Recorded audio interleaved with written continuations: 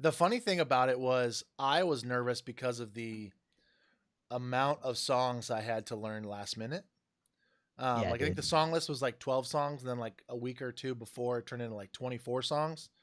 Yeah, And then welcome to I Goldfinger. and then I got to England and was like, oh, there's like a cover we're playing tonight and maybe some other stuff. Oh, and then I think you were like, yo, so these like 5 songs, the way you learned them, like that's not how we play them. So I'll show you how that See, goes.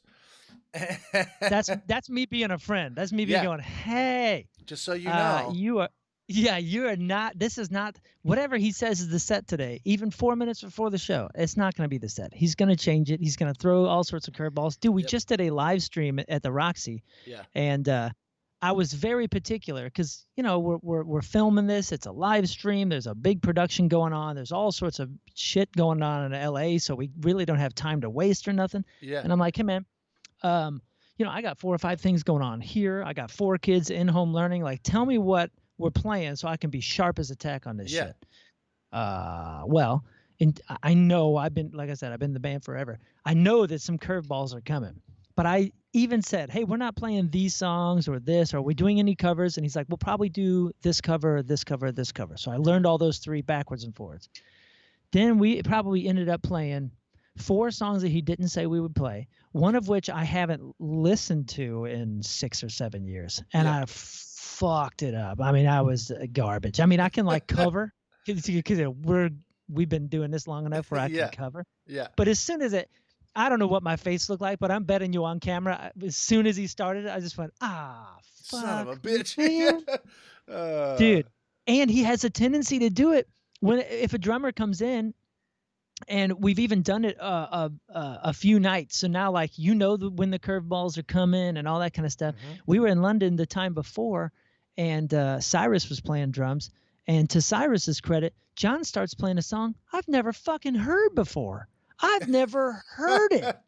I don't even know if it's like an old school deep cut Yeah. from Goldfinger or You're if like, it's a what is cover or some this? shit. And I just look over, and Mike looks at me and just like, I don't fucking know, man. So Mike doesn't know it. Cyrus apparently like keeps up enough to encourage John. So a lot of times we'll be on a team and we'll all kind of like, we're not controlling John or steering John in any way. That's not how it could ever No. work. But if we can't participate, or we're kind of like, we'll just all team up, he'll kind of do it by himself or Yeah. adjust it a little bit. And, it all comes off so pro. The crowd would never know. But this one, Cyrus just like starts going in and starts catching him. And I was like, fuck, what are you doing? What are you doing? Like, What are you no, doing? we're supposed to be together on this. And dude, somehow Mike and I just picked up the key that John was in, where it probably should go, where this song would most likely go if it was a Goldfinger song, or if John was a big fan of it. And Yeah. we pulled this song off.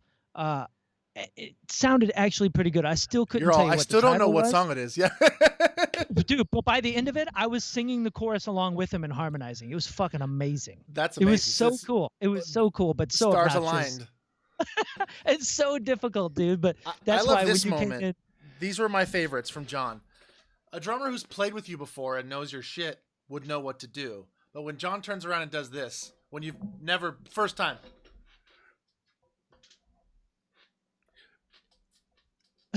You're like, yeah, I have no idea what that means. Luckily, like, one of you would be like, slow it down a little bit, hi-hat. I'm like, okay, cool. Or like, play faster. Like, yeah. I don't know the hand signals, man. Yeah. Did I do okay? Like trying yeah. to be the intercessor, like the coach? Like, you guys were all you were good, but Mike was very thorough in the fact of like parts that I needed to change, or he knew that like, okay, here's where the change comes. Like he would almost like remember what I fucked up night 1 and be like, okay, like, and he would turn around and be like, okay, like, Yeah. like, yeah. Phil, like, he'd give me like head nods. So at least I was like, I knew that, but Yeah. you know, He's like the offensive coordinator, I'm the defensive coordinator, and we're just kind of working together to make sure that you feel comfortable on the field. Yeah, I wish we had like 4 more shows. By the last show, I was like, yeah, fucking, that was awesome. I nailed it. Damn it, that's the last one. Yeah, dude, that was funny. fun though, and you crushed it, man. Because I can't think of a harder band to fill in for. Not just because of the you know, everything that we're talking about here and switching it up and like the real Mm-hmm. true punk rock nature. You know, there's no clicks, there's no tracks, there's none of that shit. There's really not even a set list. No. Um, so that's difficult. It's crazy intimidating because we are playing in front of amazing fans, usually huge crowds, Mm-hmm. fans that know the band inside and out for the most part. Yeah. You know what I mean? Plus, it's tough stuff to play anyway, man. Some of the stuff on our not our last record, well, our last record too, but the record before that you were jamming, that is not difficult. I mean, that is not easy stuff. And we played it 3 times speed live. Yeah. The funny thing I was saying, I think I said this to Mike. What's the fast song off the last record? Put the knife away. Put the knife away. We went to Yeah. at sound check. We started it, and John was like, "Yo, slow down, slow down." And I'm like, of all the songs you're gonna tell me that I need to play slower, it's this one. Like, I'm doing this the Goldfinger way, triple time, and you're gonna actually make me slow down on this song? He's like, just a little bit slower, just a little bit slower. Dude, I don't know how you awesome. have a leg after that song. I love that. Oh, dude, it's brutal. And then that whole tour, I don't even think I had a double pedal. They just like didn't get one, and then we just never got one. So what I was used to playing with, I forgot. I had to go like full actual punk drummer, but it was funny, like that song and fucking Tequila. And his name is John Cena. Those are big when they come in. You didn't hear that. I didn't hear it. John Cena. Just fucking. Those are loud when they come in. I love this feature. I'm new to this, and it's fucking awesome. I don't know how this took me like 10 months to find, but dude, there's you got to see the text to speech one, although that can get really dangerous. Well, I have that for when people like leave, like they can put in, if they do a cheers or something like that, they can leave text as well. But it gets nice. It gets hilarious because it's all just computer voice and really long most of the time. my buddy Ford, who's like my channel guru, just in the chat. I see him. The alerts work. The alerts work. Everyone just shit themselves. The alerts work. John Cena. So do you ever play games? You do games, or is it all music? It's all music or art. I've played Among Us a handful of times, which is fun. I'm not a gamer, and Among Us is like easy enough and just like about killing people, which is hilarious. And a lot of times we'll play like hide and go seek Among Us, where like the point is just kill everyone as fast as you can. But that's the only game that I've done. Ash, my wife, has a channel, and she doesn't stream all that often, just kind of here and there, but she does all vintage Disney Nintendo games. Whoa, that's awesome. Yeah, so like Nintendo, Super Nintendo, Sega, like all vintage shit. She might add a couple new games in, but it's like all vintage games, which is super fun. Yeah, we do the bro stuff and the Warzone and the Call of Duty and all that. I'm bad. I've always been bad. I was like, I remember back in the day, I was like horrible at like Bond, like 007, and like those games. Really? I was horrible. Everybody was good at that. Like I was good at skate game. I was good at like Tony Hawk and like Skate, but I couldn't ever like the first person shooter games or like anything where I had to be like have quick reflexes and like whatever. I don't. It's too much. Dude, that's so funny because you're like the quickest reflex dude I know. You know, like right from punk stuff to the metal stuff and double kick and all that kind of stuff. You got a pretty good sensory control system up in your brain. Yesterday we're at the grocery store, and I have my left arm is just wonky as fuck because I got in I had a crazy accident like 2 weeks ago and had surgery on my arm and all this shit. So I'm fully one-handed. Dang, I didn't know that. Yeah, I fell on a glass and like destroyed my arm. It was bad. It was really bad. But doing okay now. But that being said, this arm is kind of just useless. Like a couple of my fingers are numb, and I just can't. I'm not supposed to use it. So we're at the grocery store, and I'm on the phone with my trying to get on the phone with my insurance to like get the number for like my referral for physical therapy.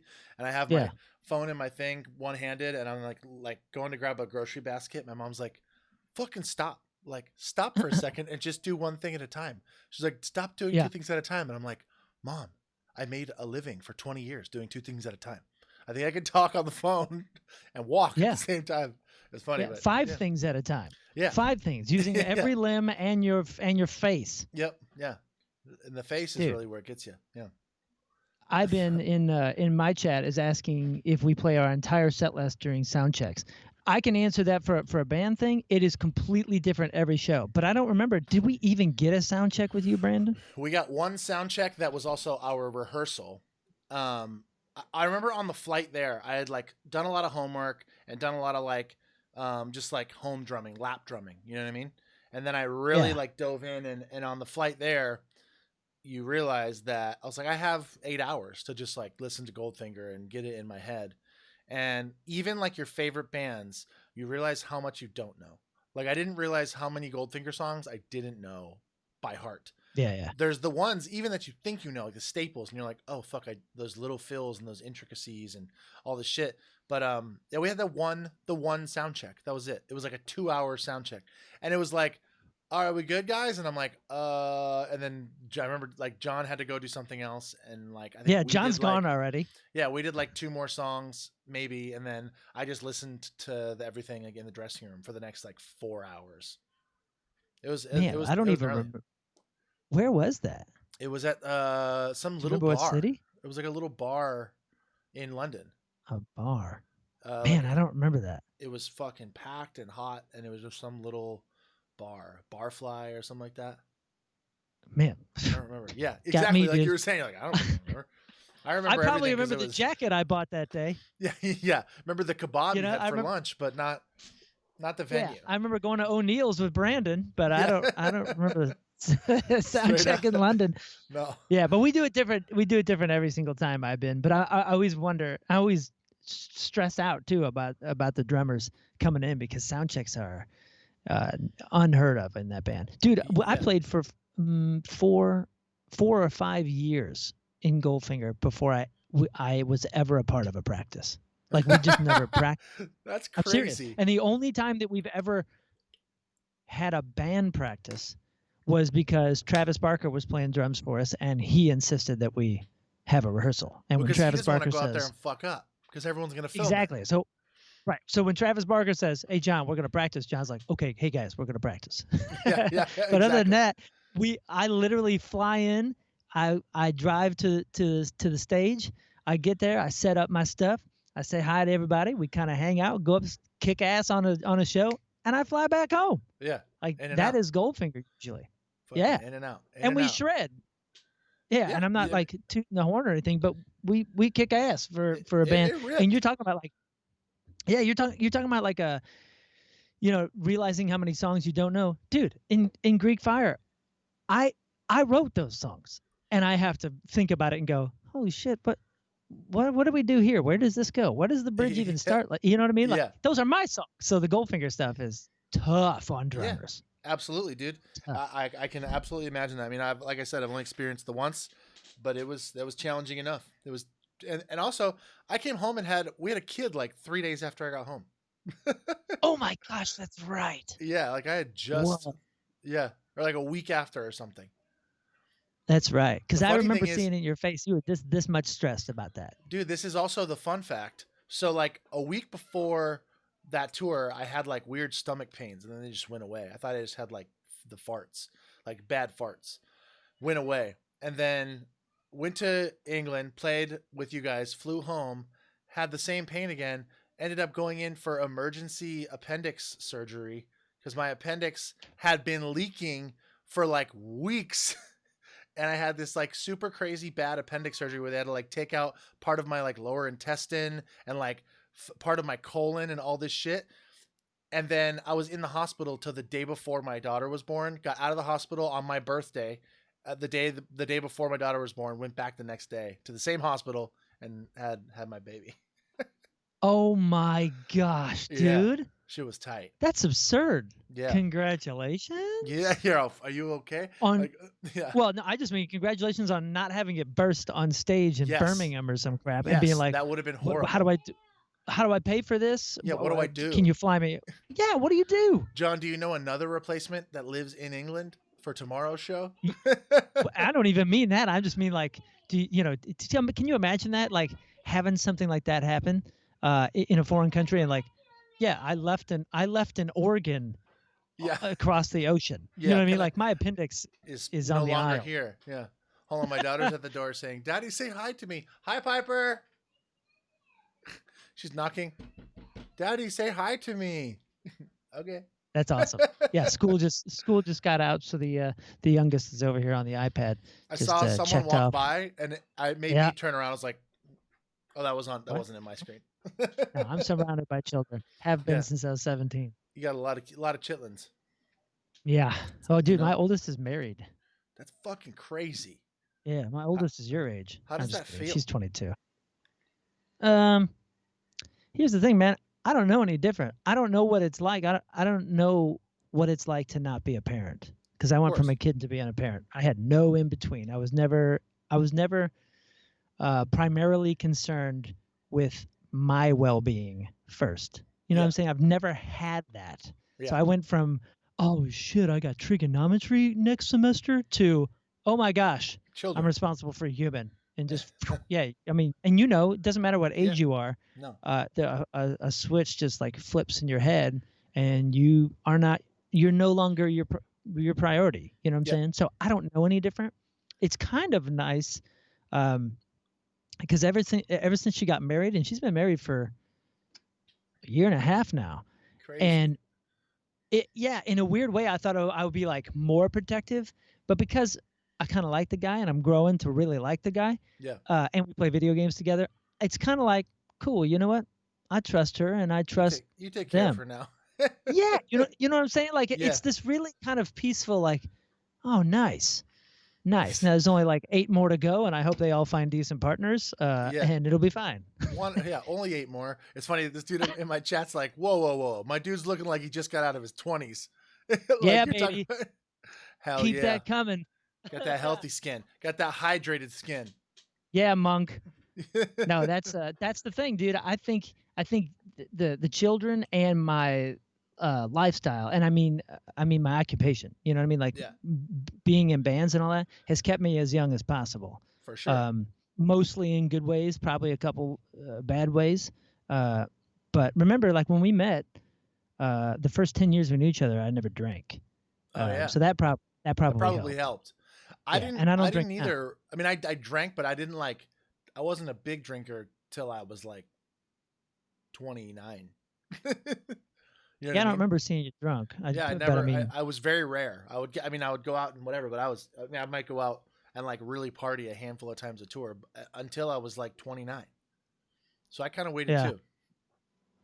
Yeah, Just had and to you wait till we started were early. adults. You were touring in your teen years, right? Or right after? I turned 18 on my first tour. Yeah, dude. And we're still doing the same thing. We had to adjust, fairly drastically, but it's the same kind of thing. So I think that keeps us young. Yeah, absolutely. I agree. I agree. So you do. It's funny. I want to talk about this. I like this on this show. It's called "What Else." But you have. I like to talk about the stuff that people don't know about you. The other things you do. You're one of those Sure. people that people kind of know. Thank you 6686 for the follow. That people kind of know what you do because it's all decently public. But let's talk about all of the shit that you do, because you're another one of Yeah. those dudes that has about fucking 10 roads that lead to Phill. Yeah. Well, I had to. Yep. I know it sounds silly and cliche, but a lot of mouths to feed. So, Eight like I kids. said, well, it's not 8, but it's almost 8. And it's like I said, since I was 17, I had my oldest daughter.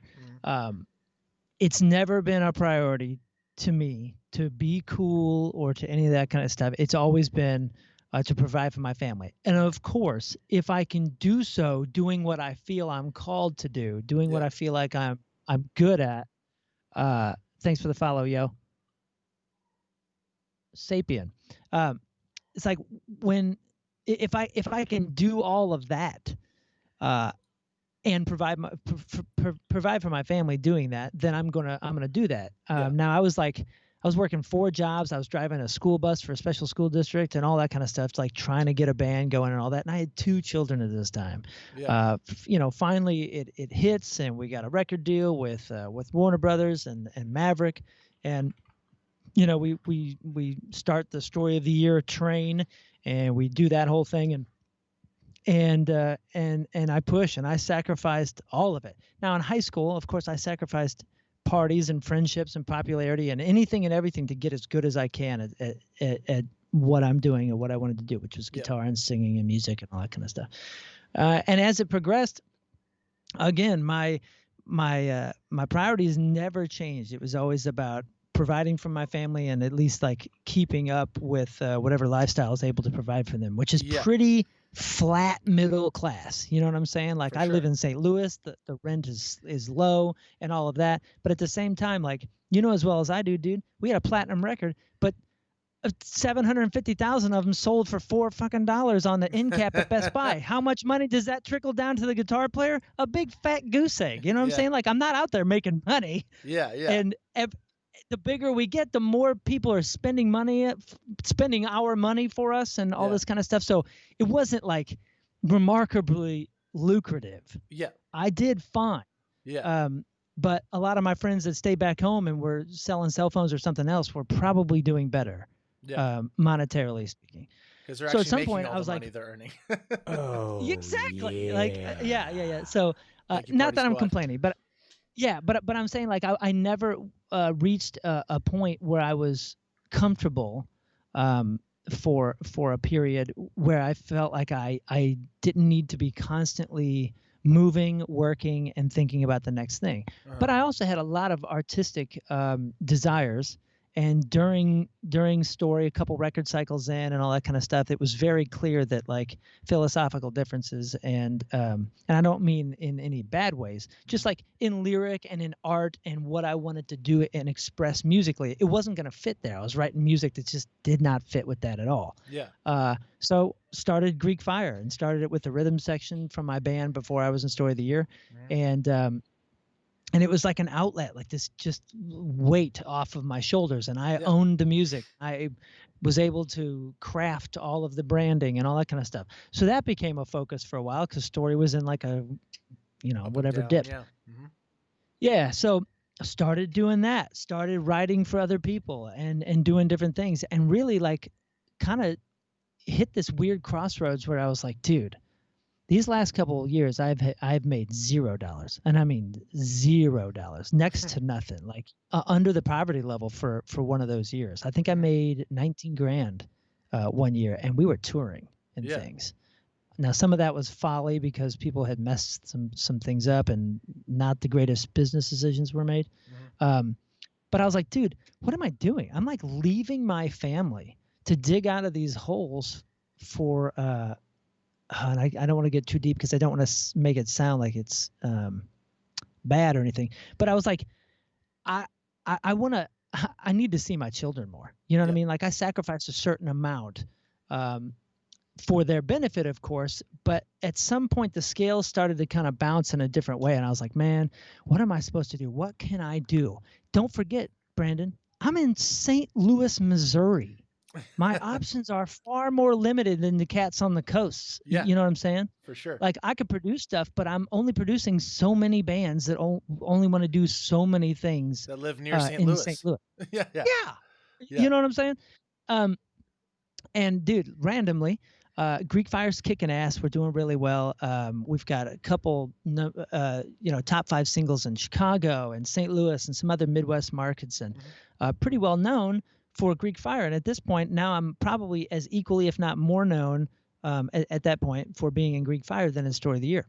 At this point, I'm also now filling in for guitar players and bass players that are missing in Goldfinger because John would call me up and be like, dude, you're the only guy I know that could learn all this stuff in 6 hours. I need you in Denver. And I would ask what instrument, and he would tell me, and then I'd show up and so I'm doing that. So now I'm like a gun for hire. I'm a hired gun. Yeah. I'm fronting Greek Fire, who's like doing well because we're in Disney movies and some other stuff. Story's kind of doing its thing in the background here or there. I'm filling in the holes.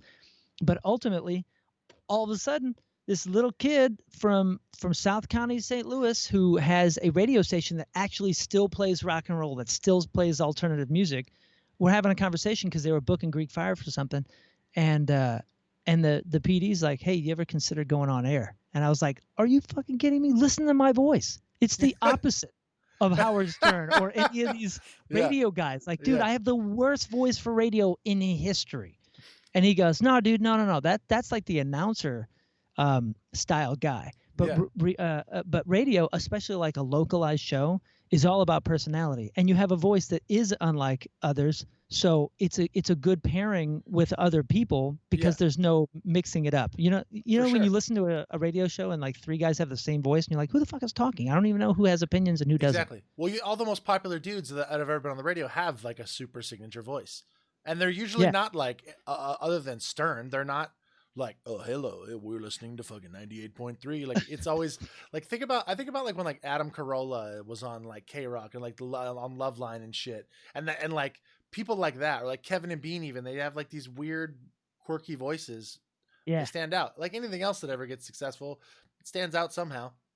Yeah, you're right, dude. And I didn't realize that. And he said, "No, dude, just go for it." And long story short, I went. Here we go. $9 an hour. Uh-huh. I'm like, okay, well, you know what? You got to start somewhere. I was like, Yeah. I got to pay dues. I understand paying dues. I had no complaints about that, and I gave up my weekends. And I was the DJ at night on the weekends, and I would fill in here and there. Yeah. But I was like, I was just getting the experience, and I was trying to throw my creative stuff pretty similar to what we're doing on Twitch, actually, just kind of finding our scene. People that think alike, your kind of tribe, they listen to the same kind of stuff. They're interested in your quirkiness or your jokes, and started that way through some creative into the shifts that I was doing, and ended up on the morning show. Which has been the #1 morning show for over 6 years now, all around the market. And we have a top podcast in the world. We were the second most listened to podcast in the country. The Nerdist, that website or whatever. Yeah. Joe Rogan is the only other podcast that was most listened to in more than one state. That's fucking other than crazy. us. Yeah, dude, we crush. So like, that my only two dream jobs were to travel the world playing music that meant something to me because I wanted to communicate and connect with people. Mhm. And the other one was like a radio gig, because I grew up like with a boombox and tape decks, and you'd be like, hey, this was 99.1 and that was Top Gun, Kenny Loggins. I got those tapes from when I was like 8. So now I'm like doing both of my dream jobs, and I get to say goodnight to my children at night. That's You know what I mean? Yeah. And I get to hang out during the day. So like, it's pretty spectacular. I mean, it's pretty spectacular. It's a win-win at this point. It is a very win-win for me because, until my kids are grown, I'm not leaving St. Louis. And it is really hard. It's hard to make it in the music business anyway, but it's really hard in St. Louis. Not on the coasts. Yeah, brother, it really is. But I've just and with minimal effort on my part, and the rest of it just God and the universe and whatever else and other people, I am able to support my family and live doing what I love doing. Well, it's great too, because even on the performing front, like, you still get to do that in a capacity that kind of scratches that itch for you, but doesn't take you away for tons of time, and you have to worry about that sacrifice of being, because that obviously every band in existence always has those moments where you're like, how much are we making on this tour? Like, and I'm gonna be gone for how long? Like, fuck. You know what I mean? Like, does that add up emotionally and like family wise? But then like, you have to, obviously you think of a band in the long game, and you're like, this one, it's not about what happens now. What's about what could happen in 5 years, 10 years, whatever. But it's you definitely kind of seem like you have the best of both worlds at this point. Yeah, at this point, it's going well, and of course, my wife and I know that that's an ever-changing thing. As you know, entertainment is messed up. It's a dangerous place that I usually don't steer people towards. Yeah. But it's going well, and I'm just happy to be a part of. I'm just happy to be a part of teams now, that that are like go-getters, like-minded people that enjoy what we're doing, that have the priorities straight. You know what I'm saying? Yeah. I absolutely hear you. I mean, I think that is like, that's key. Whatever you're doing is just being involved with those type of people. You know what I mean? Yeah. For sure. I think so, man. That's awesome. Awesome. I got friends that work all sorts of different jobs, and the ones that are happy, it usually has nothing to do with their job. It has to do with the people that they're dealing with at their job. And the ones that are unhappy, sometimes they love their job. They just fucking hate the people. Yeah. You know what I'm saying? So Yeah. it's nice that now in my life I'm working only with people that I feel respected by, Mhm. and also respect, and that's a big thing, man. That's a massive thing. That's a huge weight off of your shoulders day to day to fucking you know what I mean? Like that's a huge weight to not have to worry about that thing. I love this person just said, "Bro, I'm going I bald, seen and it. now that I look at your mighty head, I'm gonna shave my head for the first time." I'm glad I could encourage you, my friend. Hey, but I saw that I too. will tell you You though, look sharp. you need to make sure that your head's not a fucked up weird shape. I'm blessed with a lovely shaped dome, and there's some people, you shave that head, and you don't know if you're all lumpy butt until you really do it for the first time. So, Godspeed. I wish you well on your endeavors, your balding Yeah, dude. endeavors. The baldness is a legit fear of mine, and it's because I know my skull looks dumb as shit. There's a lot of It's people so like, dumb. and it's funny because me and Porter have had short hair for a long time, and I was always like, why don't you just fucking pick your head? And he's like, oh, I'm just afraid of how my head's gonna look. I'm like, dude, you've had a shaved head for like, essentially a shaved head for like 5 years. You know what your head's gonna look like. Like the centimeter of hair is not gonna make it look any different. He started picking his head too, and like he fucking loves it. There's something just so neat and clean about like not having to worry about anything. About you know what I mean? It's Yeah. like there's Oh, no I doing. imagine. Yeah. And you save so much money on shampoo. Do you know what's funny is I still will shampoo my head. Really? Some Just to let it not trickle every down on that shower, beautiful beard? not every shower, but shampoo is I'll do shampoo in my head and my beard just because it like just to clean out the kind of hair follicles and like my pores in my head. Yeah, that makes Neglected, sense. it can get ugly. It can get ugly. Were you scared? Were you scared before doing it for the first time? No. So I remember I was on tour, and I had short hair, and it was just bumming me out. And it looked fine, but it took me like 20 minutes to make my hair look okay. And then I called my wife. I'm like, babe, I'm gonna shave my head today. She's like, no. I'm like, I'm gonna do it. I don't even care. And she's like, all right, well, if you think so, whatever, do it. And I shaved my head, and she was like, totally gave me like the fucking like, damn. Like she was all about it. And then I had that for like years, and then it was like, well, I'm just gonna go even more, just hard, and just bick my head. So I've done that ever since. You know? That's nice. Dude, that's nice. If I could, I mean, I would if I could. But I Yeah. know for a fact that I got this lump, I got this flat spot back here and then a lump underneath it. And that's because I was adopted, and I got a feeling that I was just kind of left to lay there for the first like 5 months Yeah. of my life. You know what I'm saying? So I Yeah. was just like this. Somebody pick me up, for Yeah, God's sake. help! My head's going flat. That's when everyone says like you gotta take your lumps in life. That was your first lump. Exactly. I did Yeah. my first flat spot and lump. And just like, guys, get me up. My head's gonna look so stupid. Yeah. But you know what though? I'd take a fucking flat spot on the back of my head if I could have some beautiful hair. My mom said that the other day. My mom's in town. She came in town for Christmas, and then ended up staying longer because I got COVID and then injured myself. So she's been helping around the house, which has been a godsend. She's like, "Do you ever wish that you had like have you wonder what your hair would look like if you grew it out again?" I'm like, "I don't really know what it'd look like." I'm like, "I don't think it would look horrible, but I just don't do it." She's like, "Do you ever want like a hairstyle?" I'm like, "Every day of my life." Oh, I really? want like a dope pompadour or like cool long hair. I want my hair to look like Yeah. this, dude. Hold on. This is what I want. This is what I want out of life. Every morning I wake up and I look in the mirror and I just want this. Oh, yeah. Oh my gosh. You know? I just want this to happen. Dude, that is that's sharp looking. It could be I cool. got a feeling that is what you would look like. Yeah. Oh, waking up in the morning. Hey, bros, are we playing Superman today? Yeah, I'm in a band. It's sick. Yeah, I'm just singing a band and stuff. But You have to here have we a are. bottle in your hand at all times. Yeah. It doesn't matter what's in it. You just have to have a bottle. Exactly. Dude, my Dude, chat always speaking of turns in, wigs, my chat always turns into the horniest shit. They're talking about when's the Atreyu OnlyFans coming. First video is just me and Porter oiling up our heads. yeah, I mean, we do that like to each other, but we just don't film it.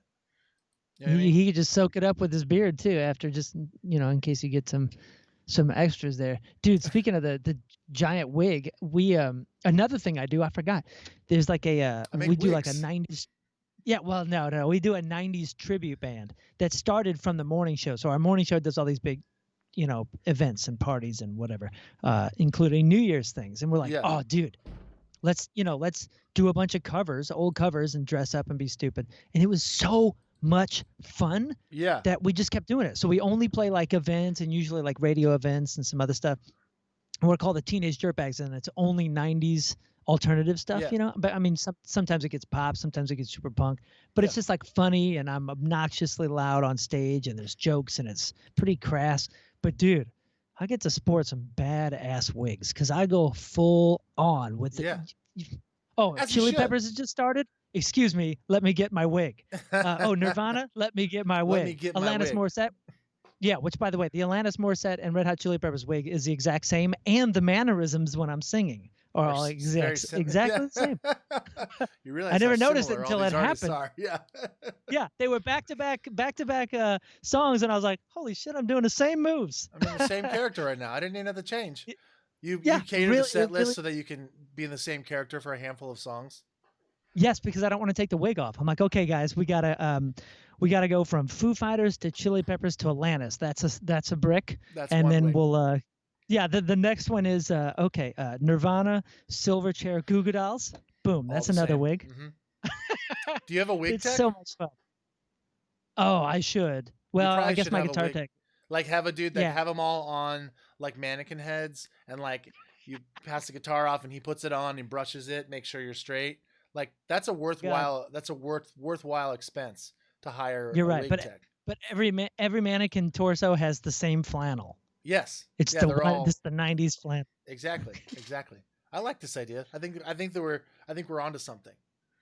I do too, man. The whole band thing. I mean, it was like, because it was like this weird judgmental thing from original bands looking down on like cover bands or tribute bands. Not Yes. to say that we did it consciously or any of that, or that I even did that, but there's like this weird thing like, oh, he's in a cover band. Oh, okay. Like a guy that couldn't make it or can't write songs Yeah. or something. Yeah. Cover bands, especially like tribute bands that are like legit, are some of the most talented cats you will ever run across. Especially here in St. Louis. We have some that are, dude, like world class. I tell So you, one band that I love listening to anytime you put it on, period, Me First and the Gimme Gimmes. Granted, it's all dudes from other bands that have done their own thing and been successful. Me First is so fucking good.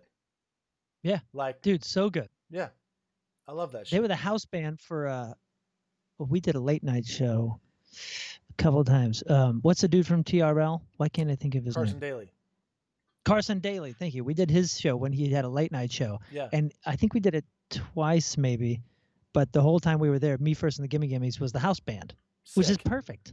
Yeah. Absolutely perfect. That's great. And it was so much fun. And I think they did one of the country songs or something, because I think they did Garth before and some other stuff. But dude, it's so much fun when you get to do that kind of stuff. So much, in fact, that people were like, dude, you sound just like Alanis when you do when you do Ironic. Yeah. You should do that for real. So I did it for real. And you did. Now yeah. when I tracked it though, I did not do the affect that I do on stage to sound like Alanis. I did it like my style. Yeah. And I actually took some liberties and kind of changed the bridge and did it my own. But dude, Alanis and Four Non Blondes, what's up?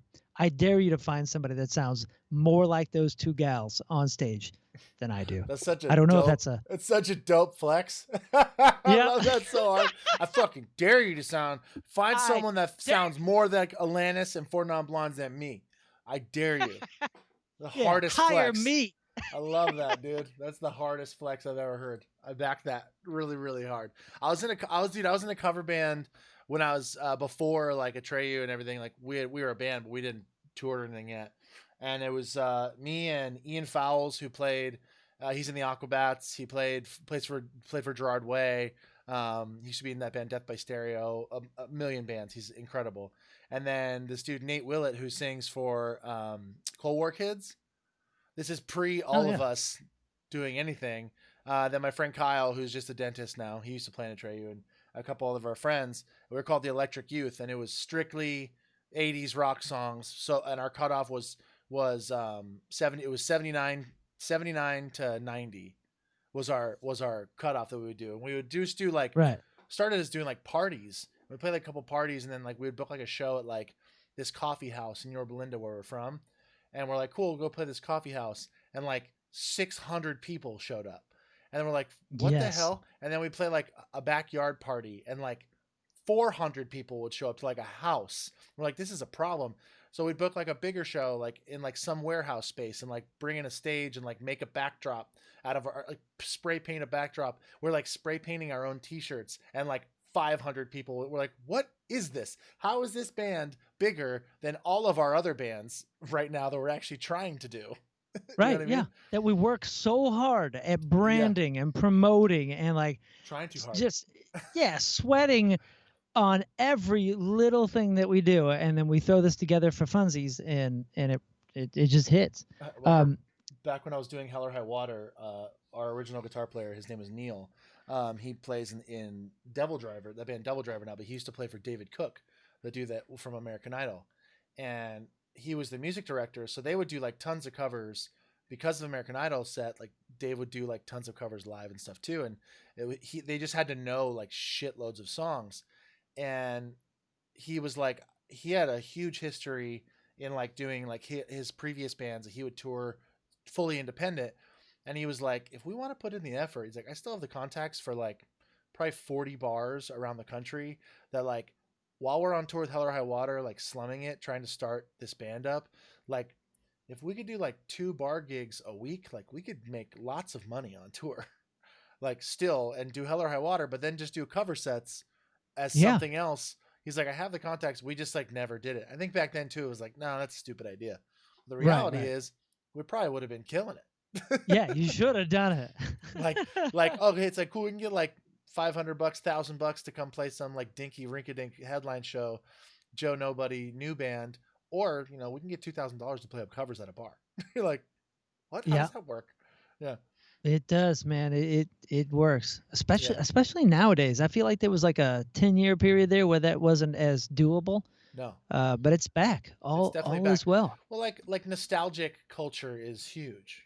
Whether it's in anything, like people want to be reminded of their youth, and quite frankly, people wanted to be reminded of better days. So like now, like with like the resurgence of like emo and emo night and all that stuff, and even like classic hip hop and everything, it's like all coming back. Real quick from my chat, someone said off topic, do you run your Instagram account yourself? I do. Just so you know. Hey, Sylvie, yes, I do. Do you run your Instagram account yourself? I would imagine so. Talking to me? Yeah, I'm talking to you. Yeah. The wife curates it sometimes. She's like, hey, this is a dumb post. You should not do that. Or you should do this again. Or you haven't been on there for 3 weeks. You should do something. Captain Buttwipe in my chat asks you, how many live, love, burn, die tattoos have you seen? A fucking lot. Like a lot. Like 100 or 1,000? I'd say hundreds. Probably hundreds. That's awesome. The best one I've ever seen though said live, love, learn, die. And then I've also seen probably at least 5 live, love, die burns, which is just really irresponsible.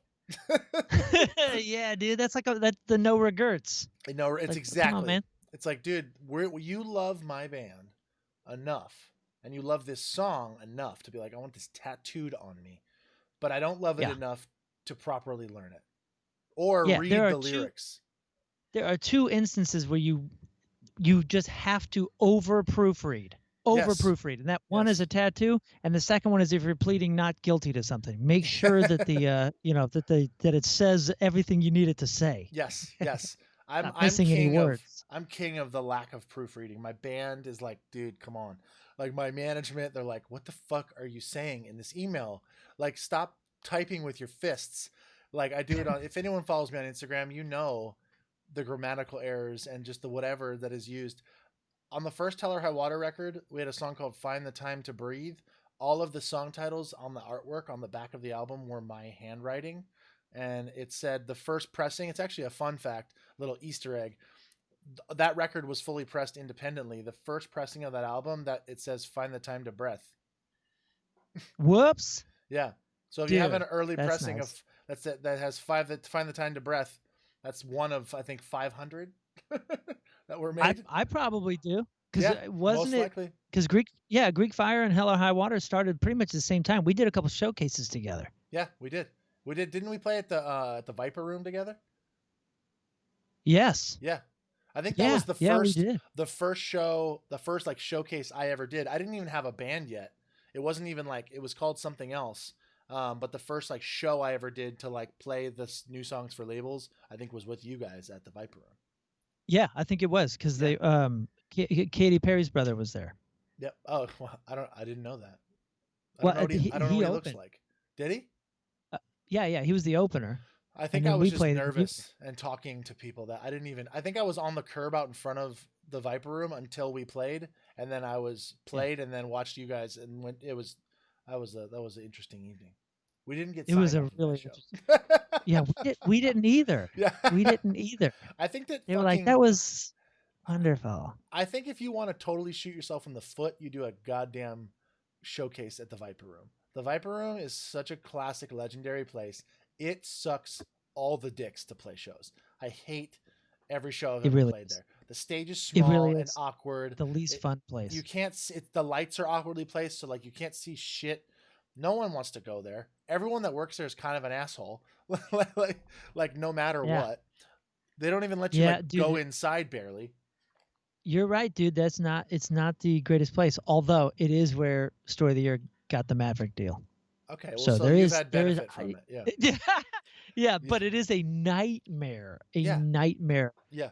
of a performance because you have crafted this amazing performance that you've honed and it's good and this guy's here and you've got like it's a dance, and you It is. can't dance on that fucking stage. You just can't. My buddy Shane, Party Squad Gaming, says that he has a tattoo that says "You only YOLO once," I love that though. which That's a which great I totally tattoo. believe. I was saying that I saw this thing. I saw this thing the other day. It was like this girl on Instagram. She's in a. I don't remember what her band's called, but she always does this thing called Hot Take, and she's like Hot Take. She's like the word. She's like the word curry essentially means a sauce or stew. So if you say I'm making a curry sauce or a curry stew, you're kind of saying I'm making a sauce or a stew. I was like, Yep. Yeah, that's dude. tight. Same thing. I was raised by teachers, and well, a side note, but parallel to that, doesn't chai mean tea? So when people are like, "Give me a chai tea," you're like, "You give me a Me tea." TT. Can I get a little That's TT? fucking ridiculous. Yeah, A little dude. TT. I was raised by two teachers, and So you got it, I'm man. constantly. Yeah, You got- well, I got talk like an drilled. ass bag though. Yeah, because I toured for 2 decades, the last 2 decades. But I find myself, I'm not a grammar Nazi or nothing, but I find myself like really, really getting some itches in the brain when people, speak improperly. Uh-huh. And one of the big things is on you were talking about like the misprint of the Hell or High Water record. Yeah. All of us had something to do with the lyrics in most of the songs with Story of the Year, right? And Yeah. there was one particular record a couple records ago that that when I heard the lyrics that he wanted to use, I was like, no, you can't use that. That's the wrong way to use that. And he's like, no, it's not. And I was like, yes, it is.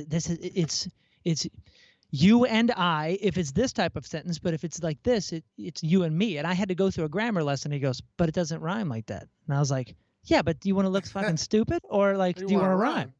And I was like, and he goes, well, nobody's gonna care. It doesn't matter. And I was like, you're not fucking Eminem, buddy. You're like, we don't get to do that. At some point, We don't get to do that yet. yeah, but you know what I'm saying? Like, I was like, we're not Eminem. He gets Yeah. to speak however he wants. Like, Yeah. we should probably have a little bit of education here. And he's like, no, it has to be like this. Nobody's gonna notice. Now, to his credit, nobody fucking notices. No. But every single time when I was in that band that we had to play that song, I'm just up there going, Fuck. ha, like, because I'm harmonizing on all these choruses, and every time I'm just like, why did I have to have teachers for parents? Yeah, why the fuck? This There's is ruining my experience. There's an Atreyu song, and the word in the song is digress. But for some reason, when I sang it, and when it comes out of my mouth, or when it came out of my mouth, then it was degress. Because I'll say like I don't know why. I would just say degress. So I sing degress, and my whole Really? band was like, "That's not even a fucking word," and I'm like, "Doesn't matter." But no one's ever mentioned it. Same like you. No one's ever Really? mentioned like you're saying that word wrong. Yeah. In full. Now it's funny because now like I'm just always moving so fast that like I don't check. Like I'm bad. Like I said, proofreading, now it makes me so mad. Like people on the internet that just correct your fucking shit in your comments. Right. I've gotten to the point now where I'll just respond with like "fuck you," Oh yeah, like go fuck yourself. Like, yeah. especially when it's like I'll post something like really important and like fuck up a word, and it's like, dude, you're missing the point. Like, Right. go fuck yourself. And then they Yeah, don't that's a respond little anymore. different though. When Yeah, you're putting exactly. something in print though, for like, you know, these are tangible things. These are, you know, well, music's not, but you know what I'm saying? Like a CD, that's gonna outlive me. I Yeah. want it to come off kind of smart. Somewhat intelligent. At least not wrong. I just don't want to, you know what I'm saying? So like the particular lyric is "The ghost of you and I." It's even the title. Yeah. But that's not it. It's the ghost of you and me. Like, but you you know, and me if does you take out you and you, me it's does the sound wrong. ghost. I've had that recently with "an," like or "an." There's the use of the word "an" sometimes seems completely wrong, but it's not. Yeah. I looked it up too, and I'm like I have an whatever, but sometimes it sounds awkward to speak it. I'm like, that has to be wrong. It's not wrong. Yeah. Someone just called out the song. They know what I'm talking about now. Yes, Ethan, it's X's and O's. Have you ever thought of the fact that I sing it wrong? Another girl, Annie, on my chat just said, every time someone says Legos, the plural for Lego is Lego. So Legos Whoa, is not a thing. that's a good one. Let me know. You guys let me know in the chat if you guys have some other fucking some grammatical. Imagine being like someone says. Imagine being lucky enough to have Brandon say "fuck you" and have it be directed straight at you. Yeah. I don't know if that's lucky. Jealous. Yeah. The walrus is jealous. I got a long history with that. The first band I was in high school, I wrote all the lyrics, and I was too embarrassed to sing because I was embarrassed of my voice. We got my buddy who wasn't a performer or a great singer, but you know, he liked rapcore too, so he's going to be our singer. And on the demos, he says something about coax, and the word is cokes, but he rapped it coax. And he was just reading lyrics, just rapping. Was he being? I was saying, was he being fly, or was he like that's just what he read? He never. He saw it and was like coax. Take a trip down the road. That's exactly what happened. I got the demo back and I listened. And I go, "What the fuck did you say right here?" He said, "Coax." It's right here on the lyrics. I was like, "That's cokes." That's cokes, man. bro. Like, come on. Look at the sentence. Do you read? So do you know how to read? Yeah, we act like we're all perfect over here. I'm sure we fucked up tons. So good. Yeah. Tons. Yeah, it's pretty good. I like that. Someone's like, I definitely caught it. I just didn't call you out. So now, now I'm gonna know how many people understand that I sing the wrong word. There's another thing too with singers that I always find funny with phrasing. Like you have some singers that just like the phrasing's the weirdest shit in the world, just because their brain works a certain way. And we have a really old song on like one of our first records. It might have just been on our first like demo CD. And the word is decisions. And the way Al sang it was decisions. And I was like, why the fuck would you say that like that? And he's like, well, it's just how I said it. Emphasis like it was on like, the D? Like, make your own decisions. Like, it wasn't like, make your own decisions. Like I'm like, why did you emphasize it like that? He's like, it's just the way I said it. I'm like, don't do that. And he refused. I was like, that's just how I did it. And the same thing, I'm don't like, do that. Just because that's how you did it doesn't mean that it's right. Like, who says that word that way? I've never heard anyone say decisions. Like, ever in my life. Decisions. I've heard one person say it.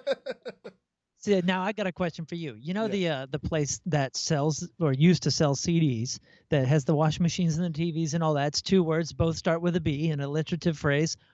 How do you say that? Best Buy.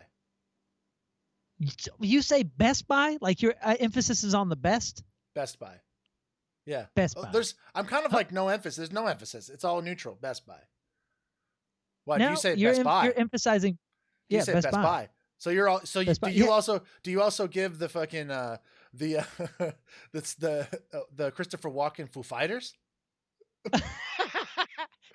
No, but like my buddies all have like this southern kind of feel. I got a lot of southern draw to me too, but like these guys would be like, you know, I'm gonna go get a CD over at Best Buy, you know, right on the way to Six Flags, and you're like, what the fuck is happening around me? I think I'll naturally emphasize the first word of a combo. Like I would say like Best Buy or like CD. No, I'm not going CD. I'm just CD. I think I'm emphasizing the D on CD. Yeah, who gets to choose these things? Yeah. But I would think there would be a consistency. I'm best. Well, yeah, but I don't go Foo Fighters. You're right. Have you heard that? Have you heard that story? No, It's no. like Dave But Grohl I talking like about it. when they were on SNL, and Christopher Walken was the host, and he obviously has to announce the band, and he's like, Dave, he's like, I have a question for you. He's like, yeah. He's like, is the emphasis on the Foo, or is it on the Fighters? And he's like, I know it's on the Foo, but I also know what I want to hear. So I'm like, it's on the Fighters. He's like, that's what I thought. So like he goes to introduce him. It's like, we got a great show. We have musical guest Foo Fighters. Like he like totally does it as Christopher Walken. But Dave Grohl has the thought to be like, I know what I want you to say. So I'm going to tell you that that's the right answer. Yeah, which is smart promotion because that story obviously lives a lot longer than if you just gone the Foo Fighters. Exactly. There would have been no story. I mean? Everyone would have been like, why did Christopher Walken say it like that? That's not right. How he talks. And does Christopher Walken is that a conscious affect? Because I know like you can watch him in like Deer Hunter. So where's he from? I don't know if it matters where he's from. I think his brain is it's just the way those gears tick. You know, I feel like sometimes Goldfinger. Yeah. So he's from Astoria, Queens. See, there's nothing New York about his voice to me at all. There's nothing. No, but are his parents from a European country that has like a particular type of affect or accent or something? You know what I'm saying? Be something. There's got to be a reason. Yeah, he doesn't just talk like that. We have a couple people that are agreeing with me on emphasis on best. You know what I mean? Best Buy. Yeah, that one's pretty. Yeah, that one's pretty innocuous. But like, okay, let's go over to Six Flags. What do you like? The fuck? Like I say, like in and out. I don't say like in and out. In and you know out. What I mean? Yeah, I think everybody says in and out. Yeah, I think so too. Now I'm trying. But what to about think Six of Flags? Six Flags. It's more neutral still. Right. So when you hear somebody go Six Flags, you're like, what is there? 7 flags? Like, what am I looking for that you have to distinguish? It makes it sound as if they're counting them. They're like 6 flags. Yeah. They just count. They got as opposed to 4 1, 2, flags. 3, 4, 5, 6 flags. Or they're just really excited to go. Yeah, because there's 6 of them. Yeah. You don't have to enunciate. I would love. So this Greek fire. Walrus. I'm Canadian. So sometimes pre-COVID, when a friend would ask if I was going for a drive, he'd ask, "You want to go out? You want to go out for a rip, bud?" Not referencing "out for a rip." Wait, are you, bud? The Canadian rap song. These are genuine conversations. So you're just making up insane ways to say things, essentially. That's like British, like like Cockney rhyming. Yeah, that shit's awesome. I love that. Apples and pears. Yeah. Yeah, dude, was it you that was in the van when the driver, we said something and it was kind of at his expense and he goes, "Oh, you're having a bubble?" And we're like, "What the fuck was that?" My wife was like, "Wait, please explain. Yeah. What is having a bubble?" What's a bubble? And he goes, it's like having a bubble bath. And she goes, "What the fuck are you saying?" And he's like, having a bubble bath, a laugh. And so he was saying, having a bubble laugh. Bath. Yeah. Is having a laugh in Cockney rhyming. So you're just saying, are you having a bubble? Like, are you laughing at me? Yeah. Oh, you're laughing, are you? That's like, what is the... So we've been saying that for years. For Motions 11. He's like, and we're all in Barney. Rubble. Trouble. Like, it totally makes no sense. We toured this band called As Lions, and they're from the UK, and they were saying something about like getting rolled for some reason was like, I don't even remember what it was, but I changed it to get buttered. I kept saying like you blokes want to get buttered, and like they're like, it's not gonna stick. They're like, you can't. You're American. It's not gonna stick. I'm like, I'm gonna keep trying though. I want to make. You don't get to influence us. SoCal Cockney slang. Yeah, having a bubble thing. My wife and I have been running with for half a decade. We use the term like, we'll be like, "Oh, like how you doing, man?" I'll be like, "Oh, life's the bubbles, man," or it's like, "Oh, it's the bubbles." But I just got that from Little Mermaid. That's bubbles? Yeah, in Under the Sea, he says, like something about trouble. Life is the bubbles under the sea. I think that's just great. Like, That's That good. is pretty I'm good. That's Yeah, let's level, have man. that one stick. Mhm. Yeah, and I think it's kind of a British thing. Like when somebody says like something's top, like, Yeah. oh, that's dope, that's boss, that's top. I tried I to get like. that one to stick years ago. It's I hard to say don't with think our it's good. accent. I've tried to acquire British slang and it doesn't sound good. Like I love the term knackered. I think that's a great one, like tired. And I you can't use it because knackered doesn't sound good. But like oh well knackered mate, that sounds cool. But you can't be Yeah, like, yeah, "Oh you're man, right. I'm knackered." It's like, "What? You sound like an idiot." Like it Yeah, just that is doesn't weird. yeah, I don't it really sucks. watch TV. I mean, we watch one show every night. That's like our date. Every night is before bed. We watch a show together. But other than that, the What's that only thing I show? really, what's that? What's the show? Right now it is well, we finished The Queen's Gambit, and right now we're watching How I Met Your Mother, which is like very out of character for us. We've watched Game of Thrones 3 times through, all the usuals, The Lost, The Breaking Bad, The Yeah. Mad Men, like all the big award winners. We watched a show called Upload not too long ago that was actually pretty clever. Yeah. Kind of cutesy, but clever on Amazon. There's another phenomenal show called Catastrophe that nobody talks about. That's fucking flawless. Like It's you good. got to watch that. It's hysterical. It's a perfect like couple thing because it's really well written and funny. Continue. I was just But we curious. do that. But yeah, the only other TV that I watch is English Premier League. So the only like TV influence voices I'm hearing are British sports announcers, a Scottish guy and an English guy. So like when like the Canadian thing that we always make fun of Canadians, like oh something something something a. Well, Americans we just replace a with huh. Every American's like, oh, you want to go to Best Buy, huh? Yeah. But the British say yeah. And I've been saying yeah for so long that people have noticed, like, I think you've been Why are you watching too doing much that? TV over there, man. Straight up. Straight up. We had a But bus driver that's how it that is. sentences would take way longer because yeah was anything. We had this bus driver, was this big, huge old dude, smoked like 9,000 cigarettes a day. And he was like also doubled his security without us asking him. Like he just like did it. I'd be like, oh yeah, mate. He's like, yeah, you gotta go back in the venue, yeah? And you go down the hallway, yeah? And then in the dressing room's on the left-hand side, yeah? And there's some blokes hanging out in the back room, I'll watch it, yeah? Like, but it was like, you don't have to say so many yes. I got it. I'm following along.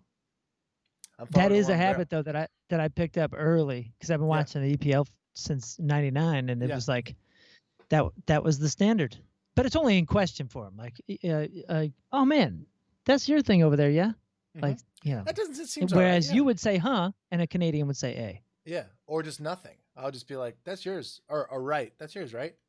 Or like, you're going Oh, home, okay, right? yeah. I would probably say right. I don't know. I have a problem with like. I say like too much. Like if I'm I don't know nervous, if I if I'm do. nervous or hyper, it'll be like, dude, I was there and I was like, and then he was like, and then I was like, it's very SoCal. It sucks. I hate it. I've had to work on that one a lot. Your SoCal bleeds out a little Just bit, a but touch. but not like some of those other guys that we toured with. No. Like some of your cohorts. You know who's got the most SoCal? Period. Wait, is can I say it? Who do you think? Is this a band or a person? Band or person? Avenged Sevenfold. See, I don't hear their SoCal because we have all the same lingo. You know what I mean? Like we hang out and do the same shit, so we all say the same things, so they don't seem outwardly SoCal to me. I haven't seen those guys in years, but back in the day, I was like, "This is SoCal. This is the poster." Right? Every time we would hang out, I was like, "I feel like I'm in Orange County." Yeah, the most that I've ever seen and heard, being from SoCal, also was that band 18 Visions. The singer, James from 18 Visions, is the most like SoCal, just like yeah, dude. Like he's very, very much. It is all over his face. Like there's no was hiding James was James the stylist to do the cut hair? Yeah. Okay. Yeah. I know James. I don't know him well, but I think I got a haircut in 2003. Yeah, probably. Yeah, he used to do that, dude. Isn't it weird to think how long we've been doing this shit? Yes, it's very weird. I have the conversation all the time, and like it's like, oh, you've been doing this for whatever. I'm like, how long you guys been a band? I'm like, this year's 21 years, and they're like, cool. I'm 26. Like, that's chill. Yeah, man. Yeah. You wrote your I remember first the first record time somebody was like, you're my favorite. You were my favorite band in 4th grade. I'm like, whoa, that's fucking not a compliment at this point. Well, Now it is. the thing that was weird for me was people would be like, "Oh my god, like I loved you guys in high school," and I'd be like, "Fuck, man, I'm old as shit." But then I realized our first record came out and we started getting popular the year after I graduated high school. So them being like, "I listened to you in high school," I was in high school a year before that. You know what I mean? Yeah, So dude. it's like not so. It's not so like weird, but it still sounds weird. Totally randomly Yeah. popping in my head, TV show wise. Have you seen Norseman? Norseman. Is it Norseman. just I think it's a on Netflix. Vikings ripoff, right? Yeah, but it's like comedy. It's I've I only watched 3 don't think episodes, so. but it's fucking ridiculous because it's full Viking period accurate everything, but they talk about like modern stuff and like being in love with like girls and like there's like a slave that like is mad because he's not getting paid and he's like unhappy with his living quarters. It's very like modern in attitude, but it's like a Viking show, like a brutal Viking show. It's Oh, okay. hilarious. So it's similar to What We Do in the Shadows. Yes, it's honestly almost identical, like humor and writing.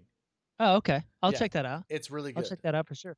That's really Yeah, fucking dude, you good. got to see Catastrophe. If you do like, if you and your lady are sitting down, you're like, hey, let's watch a show together. You got to watch Catastrophe. It's Catastrophe. so funny. It's on Amazon. Noted. I So love it. good, dude. I love it. So good, and it takes place in London. So because we love like period pieces and and things that take place at other places, because we're like travelers and we love just kind of moving and Yeah. experiencing other cultures and stuff. So you'll stick to that one a little bit because of the English nature of it.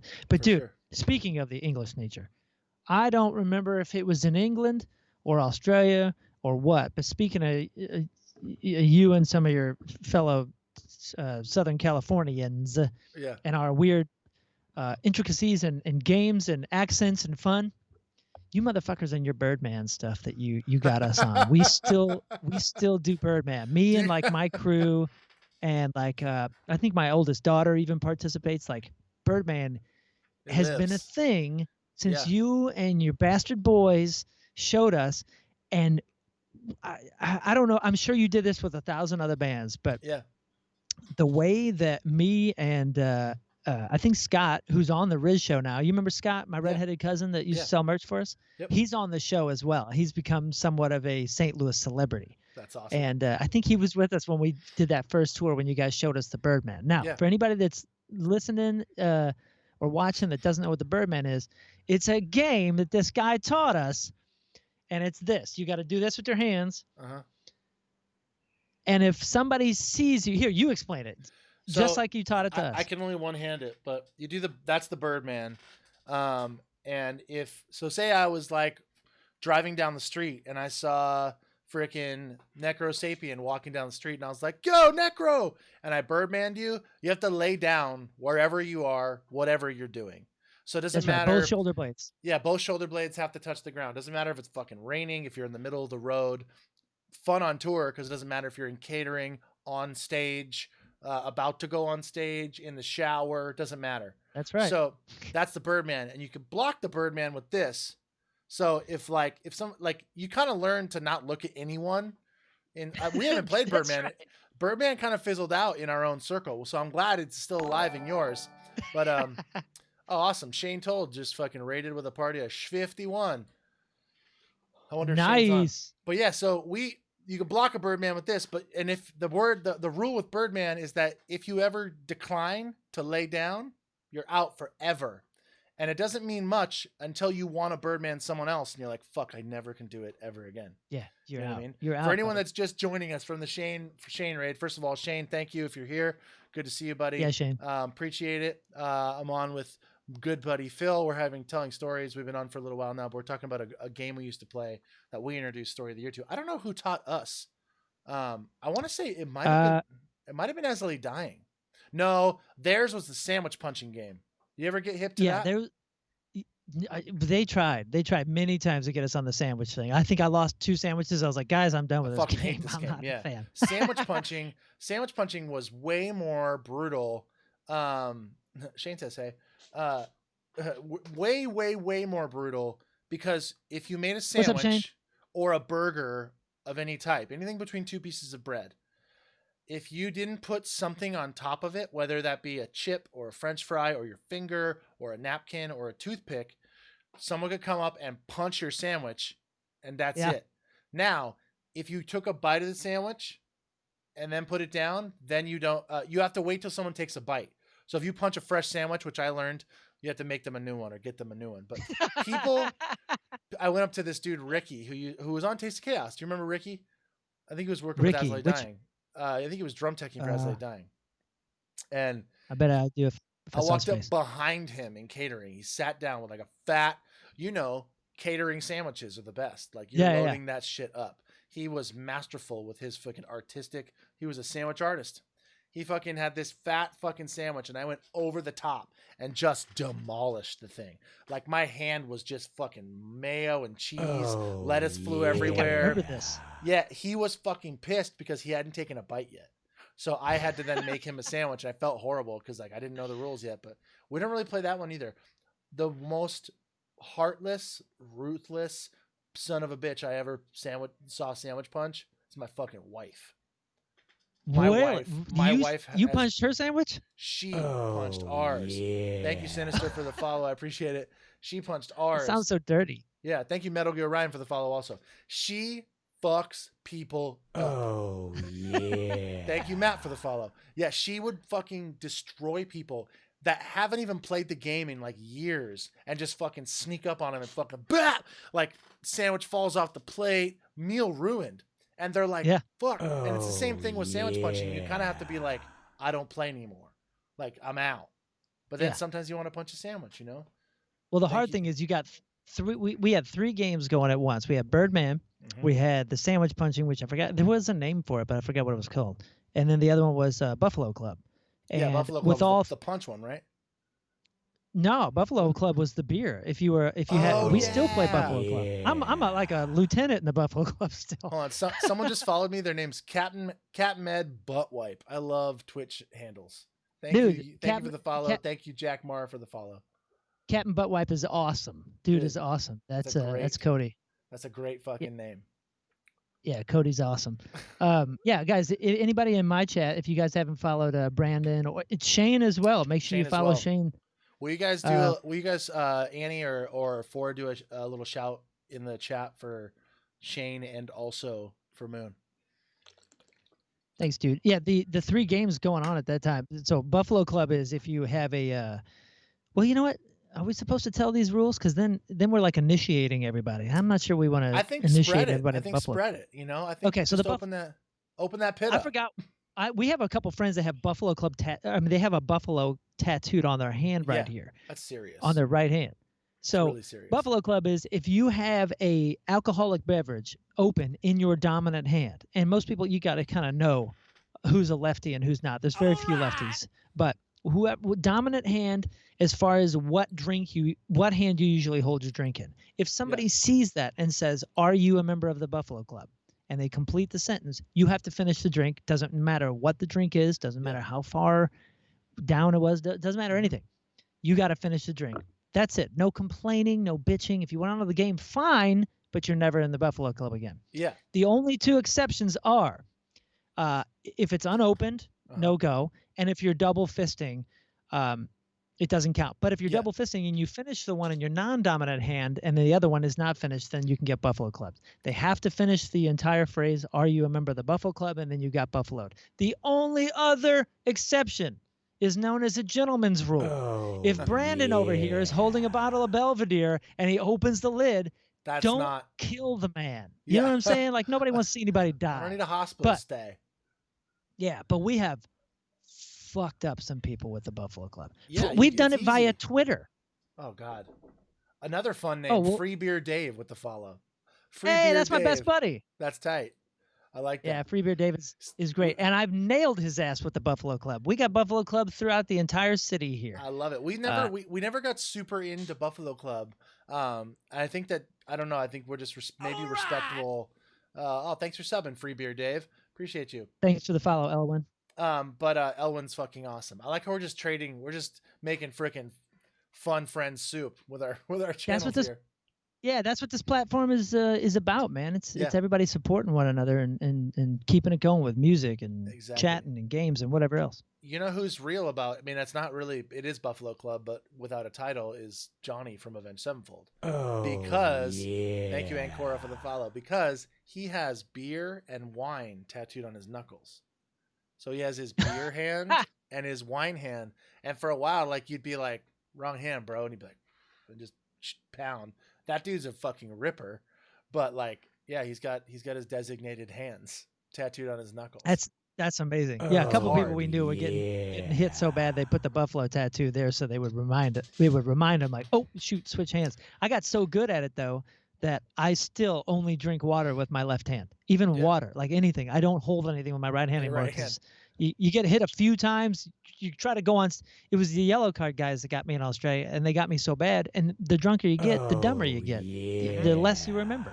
Yeah. They got me so trashed before a show once that I was just like, I can't do this. I don't play drunk. So I was like, I can't do that again. Yeah, that was gnarly. I have trouble.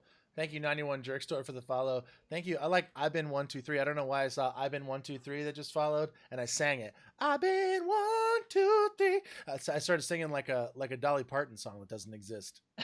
So hey, it was her birthday yesterday, dude. She's the queen, man. I love that. She is the queen. Circling it back though with the games, the Birdman thing. When you guys introduced that, of course, everybody's overzealous in the beginning, as were we, and me and Scott. The greatest time that we got you guys is we were in a mall in Hull. Yep. And y'all were on an escalator that went up like 4 fucking stories or something, like this crazy long steep escalator. And I just went, hey. You guys look down. I was full Birdman, and every one of you dipshits laying down on an escalator. It was so great. And I thought, oh my God, I win. This is the greatest. And that night, when I'm on stage, your band is on the side of the stage Birdmaning, but I knew it was coming because I would hear, hey, so you turn with the blocker, And then wait a second. Oh man, it's our hit. We're playing the big hit, so everybody's loving it. And that's motherfucking Brandon Saller crowd surfing from the back of a venue, full Birdman. This man is taller than any kid out here, a bigger guy. He is cruising over with Birdman, gets the whole band that was participating. I'm laying down trying to play, the hit riff. Yep. Dude, they were just a diversion. Everyone on stage was just a diversion to be like, okay, he'll be paying attention here. He won't be paying attention to, especially not me, crowd surfing. Definitely not me. I'm the last dude that's going to crowd surf. One of my favorite memories of touring, dude. It was so good. I love that, dude. See, that's the best. That might have been one of my best ever Birdmans. That was trophy winning. I got my wife, she went back for like 5-year or 10-year or something high school reunion. She went back to the homecoming football game and was cheering because she was a cheer captain. So she was cheering with the cheerleaders at the football game. Now this is like, high school football, but I mean, there's thousands of people. This is like a packed, high school football arena, like bleacher thing, thousands of people. And they're doing their main fucking cheer, like in the middle of the game, whatever. And I fucking Birdmaned her, and she trooper laid the fuck down in the dirt in the middle of a cheer routine. That is amazing. Yeah, I was like, I love this woman. Dude, that's award winning as well. I think the best one that I delivered, because I've been hit on stage a lot since then. Actually, recently too, within the last year. Well, a lot of times we will text. One of our best pitchers in St. Louis Cardinal, lore is Adam Wainwright, and Adam Wainwright has a famous picture where he's on first base doing the Birdman. I don't even know why, but we have that photo, and on occasion, every couple months, we'll text it to each other. Just random, especially if somebody's out at a bar or they're on a date or some shit. You send them the Wainwright photo, and it fucks them every time. And it's all in the honor system, but these are trustworthy people. Of course, yeah. But the other best one that I think I ever had was it knocked him out of the game because he refused to do it. But my drummer at the time, who is well, I can say this because he's fairly known as not the most like pleasant individual, and he was wearing a $200-something Cardinals jersey, and it was raining, and I waited until he was halfway through the street in Australia, and I went, yo, and Birdman, and he just went, I'm fucking out of this game. I'm not doing this. I was like, oh, come on. I feel like rain or like mud is usually the deal breaker for people. They're like, I just don't want to commit, you know. But I've seen people commit in the rain. I've seen it happen. I've done it, and I've laid down and got wet, and I've seen people lay down. You know, it takes a lot of sacrifice to be a champion. You know what I'm saying? It does, dude. You're gonna go hard, or you're gonna freaking half-ass this shit. You want to play games? Thanks for the follow. We're playing games. You know what I mean? Thanks for the follow, Preva Durrani. Yeah, dude, games are. Dude, you said it like I did it. Yes. See, I told you, Annie. It's not just me. So her name is Annie, and so the actual name, the whole time we were streaming, I always said Pre-Vader Annie. Pre-Vader Annie, like Anakin. Now I see it. I see it. But it looked Indian. Annie. I just thought she was Italian.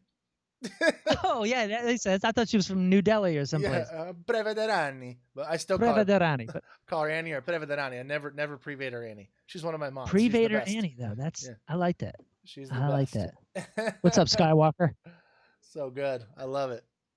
It's fucking great. So we briefly talked about this earlier, and like, obviously, I ask everyone because whatever, and you don't have to if you don't want to. There's no pressure at all. But usually, I'm on here playing music. And I can't because this wonky thing. Do you want to play any music? You could say no. We could just talk. It's really up to the chat. I don't care. I have so I just started like recording stuff. I was really late. I was really late on that train. And have been doing a whole bunch of just kind of random things. Like I said, I started with that Atlantis cover of Ironic. I did this like super full-blown like country cover because I was raised on Garth Brooks. You know, like that's your shit. He's the reason I play music. So I want to release a whole bunch of country stuff. I want to release. I have some metal stuff that I'm doing. I have like the acoustic sort of nostalgia singer-songwriter kind of Bryan Adams-y sort of feel. Yeah. So I'm going to be putting that out all throughout the year. I just don't have like a really good setup for just jamming a song on an acoustic here. I wonder. That mic's. I wonder if that one mic will work. I'll let you know how it sounds. I don't think it'll sound very good. Yeah. Play that guitar. See how it sounds.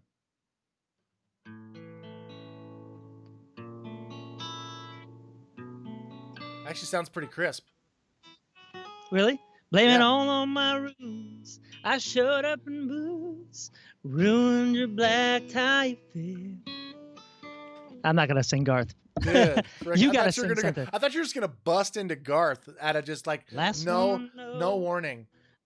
The last one to show I was the last one you thought you see there. There's the Missouri coming out. Yes.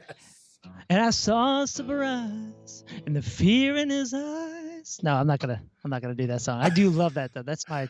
I'm hoping. That's one of my. I'm just waiting to get to the last line of the song, but in between every two lines, like I'm not gonna do it. I'm not gonna do it. I just you said, honey, we may be through. No, I'm not gonna do that. You know what I'm saying? Don't ever hear me complain, 'cause I got friends in the low. Hit it. Where the whiskey grounds and the beer chase. I'm not gonna my blues away. You got the country voice. Now, okay. Hey, I'm not big on so. I'm not gonna do it. I really should do it. right when I see you feeling it, I'm just gonna. Yeah, I'm done. It actually does sound good. Like the guitar's crisp and the vocals crisp. Dude, this mic is pretty dope. This is a local company right here, Heil. They're out of Illinois, the St. Louis area, and it's a pretty sharp mic. There's a street that's right across the street from where I live called Heil. That's insignificant to the story, but I just figured you should know. Spelled the same, Heil? Yeah. It made me nervous before, like when I started talking to them. I hadn't heard them like say the name. It's the guy's last name. Okay, yeah. And I hadn't heard him, and of course with like certain connotations and things, like it history. Kind of made me nervous.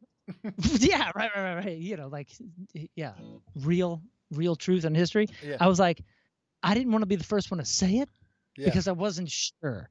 You know, Yeah. like what if it was heel? And then I was like over here sounding, Then you you're know, the asshole. 1942. Yeah, you don't Yeah, want. you You're know what I'm like, saying? I was like, he's oh all. shit. Sorry. It's pronounced. What is it? What is that commercial? It's pronounced Dumas. Right. Yeah. I actually know a Dumas. Do you and really? We used to call him dumbass. Dumbass, of Yeah, course. because it looks like dumbass. I Because also you're knew a guy human. with the last name Moron. Yeah, but he's like, it's Moran. I'm like, it You're like, says no, it's fucking not. Moron. No, it's not. There's a kid at Yeah, my school. His don't last try name. There's a kid at my last school. His name was Jason Wiener, and it was not Weiner. Oh, it was yeah. Wiener. His mom's name, true story, was Ophelia Wiener. That's not true. That's true. Ophelia Wiener. Her I would have parents. kept Her name. parents, jerks. Actually, no. She just shouldn't have married that dude. Like, Yeah, that's no date kidding. one. Oh, what's your name? Like, oh, my name's John Wiener. And she's like, well, this date's Goodbye. over. That's where it ends. I can't do this. It's been fun. Check, please. Straight up. How do this- you let yourself funny fall is- in love? I work with a wiener. That's the best sentence of I'm the in stream that. so far. It's on my OnlyFans. He's a I real- work with a wiener. He's a really nice guy, but like, there's no scenario. Like, if he becomes my boss or something, I'm sorry, I will never call you Mr. Wiener. I can't do it. Like, You I know call him- it's the child in me. This is my immaturity. can't. I'm sorry. This is not on you. It's me. You can't. He can't expect, and he can't expect you to. You know what I'm saying? You don't think so? If you're no, your name's Wiener. It's Wiener. If your last name's Wiener, man. Like, you Yeah, just got sorry. to share. That's just something you're gonna have to deal with. You know what I mean? It's like, oh, like, I don't know. I'm balding. I just have to deal with that, man. There's no way around it. Your last name's Wiener. I'm not gonna call you Mr. Yeah. Wiener. I'm not gonna Captain chuckle. Yeah, Buttwipe says, you've been working with a wiener for years now. He's right. He's right. it's true. Plenty true. of Very plenty of closely. experience. Very close. Thanks for the follow, Dave Knight. Appreciate Dave's you, fucking dog. awesome too. I love it. We just keep. Oh, thanks for follow. Oh, that dude's sick. Oh, that dude's sick. Yeah. Everybody in my crew is pretty dope, dude. Crispy Critter Big says, supporters. If your last name is Wiener and you're hot, does that make you a hot dog? I think so. Yeah. Yeah, Yeah. or a hot So, dong. can you? I mean, we could go forever. Like, Yeah. you know, when he plays soccer, that's a sweaty wiener. You know, that wiener smells like shit. I feel like if I hung out with Jason Wiener, like the high school Jason Wiener that I knew, I didn't really know him. He just went to my high school. I would just call him every other word for wiener. I'd call him dong or dick or like I would just, because I'm kind of an asshole like that. Sometimes Yeah, dude. I'm only an asshole when it's funny. I don't want to play with Jason though. He's such a whiner. Wiener is such a pussy. That sentence seems insane. I Yeah. love Now, it. you know what? Now I feel really bad for the guy. I had gotten Yeah. over it and I matured up. And in this conversation, now I feel bad for the guy again. I'm glad I'm glad I could remind you that it's his fault that that's his name. It's not your fault for feeling this way. Well, I was an American child at one point, and there's no getting away from You're human. certain last names being ridiculous. Yeah. Funny. I've seen the walls of a different religion, and I've seen all my dreams in a different vision. Does that sound okay? Sounds great.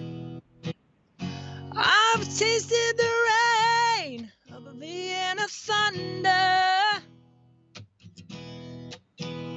Yeah, I've heard all the sounds of a Virginia summer.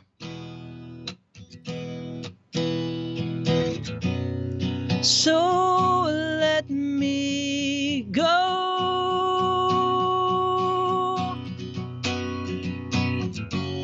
I'm running away and I'm running with angels. I'm running for me, but I'm running for someone else. I forgot the words. That's one of the Greek fire. That's like you were talking about earlier. Yeah, I don't remember it. I like wasn't how that's prepared the to one play. you're like, this is the one that's going to be good. And then halfway through, you're like, shit. Well, I did the chord, and I was like, oh yeah, I love playing that one acoustic. I'll do that. Yeah.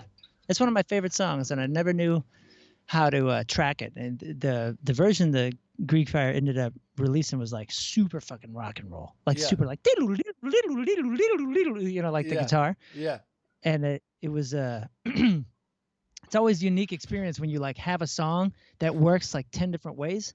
Mhm. You don't know, Which you know, way it's to like you go. get to like, yeah, it's almost like you get to like, if you were to be able to actually pick the characteristics of your own child, what a fucking nightmare. That would be awful. Yeah. It'd be an There's too many awful thing to choices. do. It's like the Cheesecake Right. Factory. It's too much. It's too many choices. Exactly. This Yeah. is my Cheesecake Factory song. Yeah. And You should just release all the versions. We had the idea of releasing albums of like doing a punk, like an album, punk versions of all of our songs, country versions of all of our songs, like acoustic versions of all of our songs, like just to fucking, we're like, well, why not?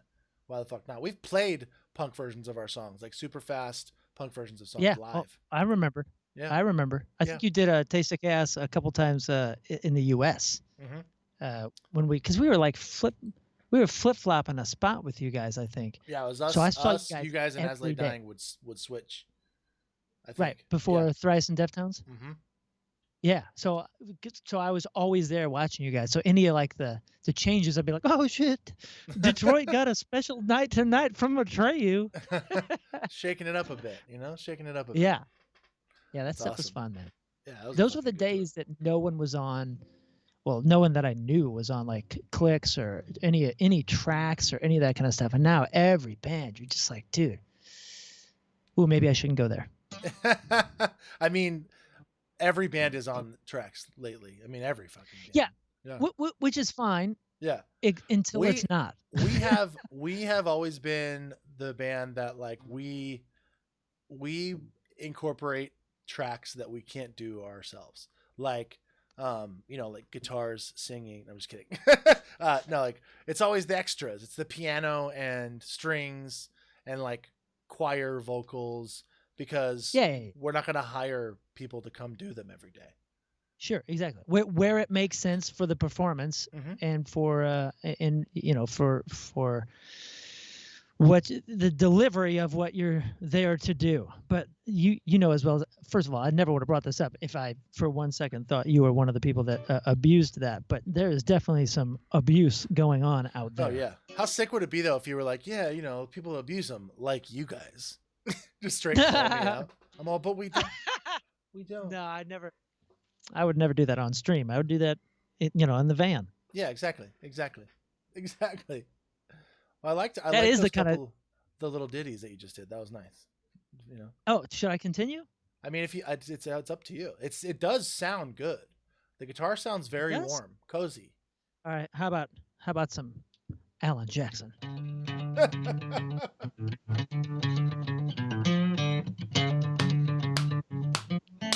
Oh shoot.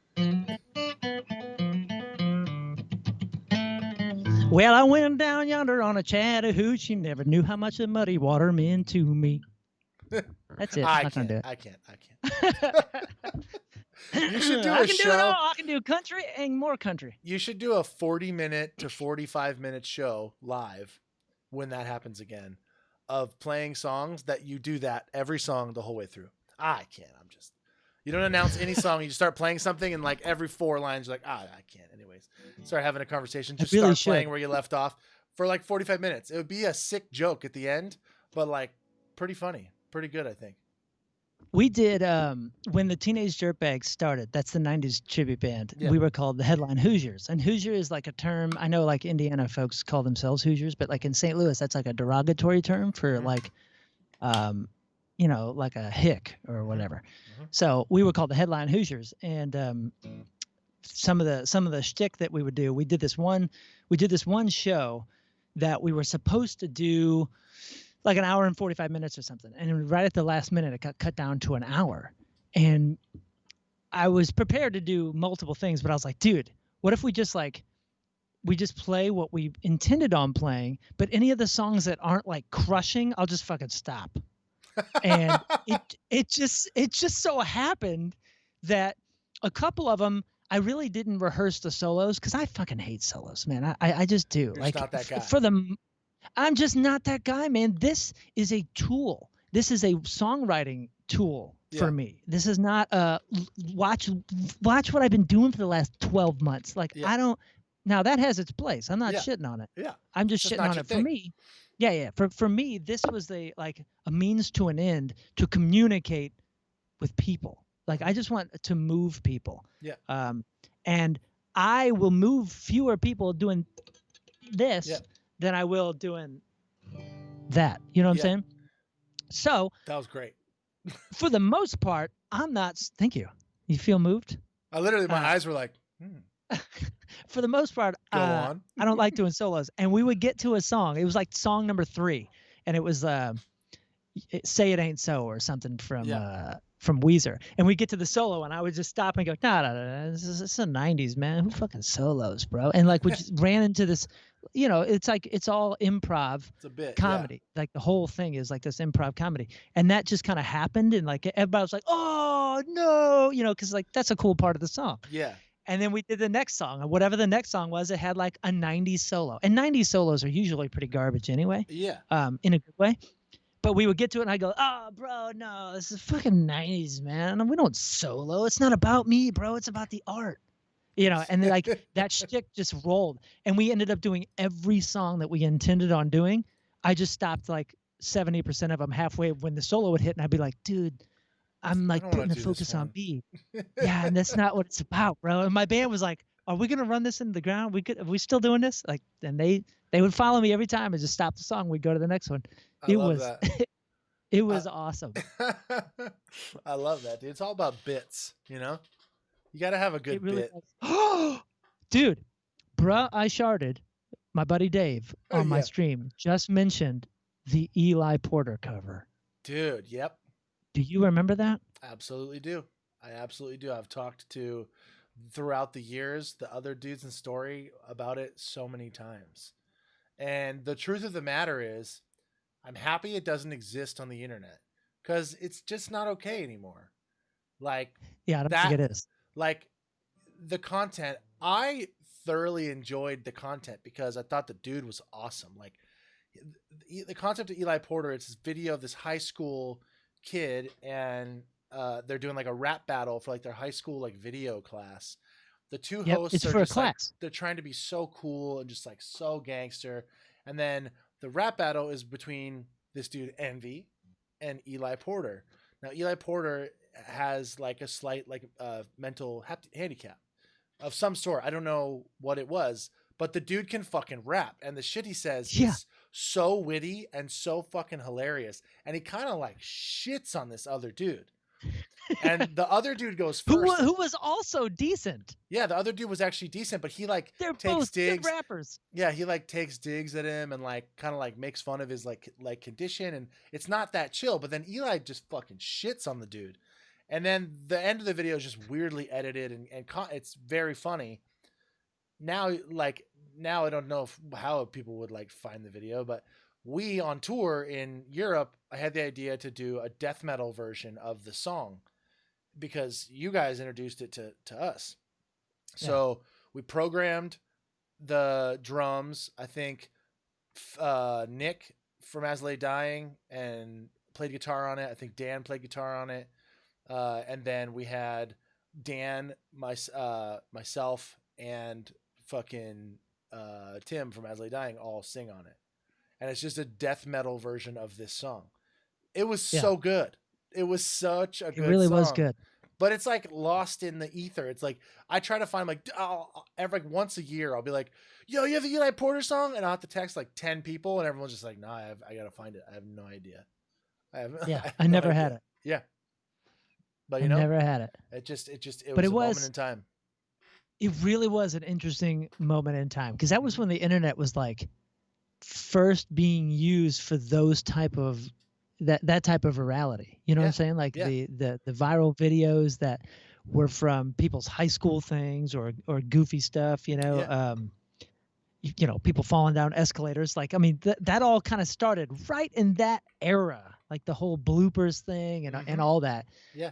And man, what an interesting time. Cause we'd be on tour and we had access to the internet kind of here and there, but Yeah. it's not like when we're overseas and we could FaceTime or Skype. None of that shit existed. So No. we don't get to talk to our families or any of that. So we're basically just trying to kind of surf the internet in its not primitive form, but earlier form. Sort of, yeah. As like a group of 20 rock and roll dudes at the age of 24. It was a really, really strange time. And you had to look on like, what was the websites? It would be like eBombs World or like random right. websites where like it wasn't just Instagram where it'd show up in your feed. You had to like search websites for this shit.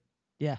Yep. Way And different then like write down these crazy long web addresses and send it to somebody else in on a flip phone or something. Did you ever have the Rad GeoCities web address like early days? No, bro, that was for like all the popular kids. I was like a little alternative, and I was Angel Fire, bro. Same thing. I had an Angel Fire site. Yeah, it'd be like geocities.com/Sunset Strip /49286 /vivid sunset. And you're like, what? Sunset Strip. And then you go to you'd go to like the website, and then you'd have like a rotating skull and a blood drip, the blood drip line, all the cool shit. You know what I'm saying?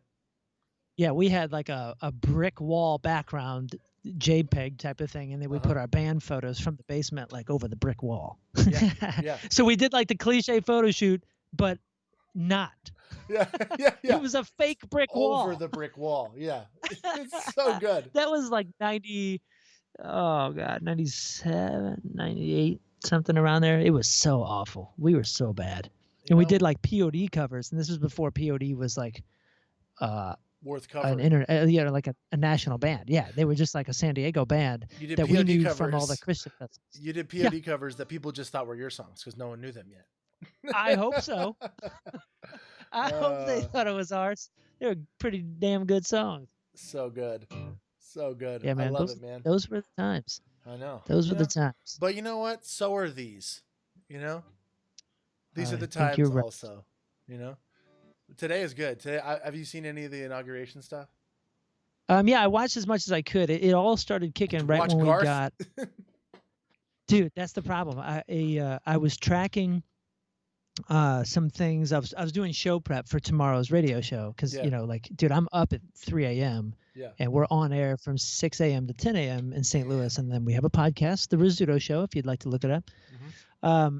And I was doing some prep, and I was like, man, I know that it's going to go all day, but I don't want to miss Garth. And I assumed that he would kind of be later. I don't know why I assumed that. And of course, as soon as I get in the car, my phone is ringing off the hook, and I'm trying to like keep up with it on the watch. And it's like, turn on this radio station. And I was like, oh, it's got to be Garth. Garth's got to be singing on the radio. So I'm going to look it up.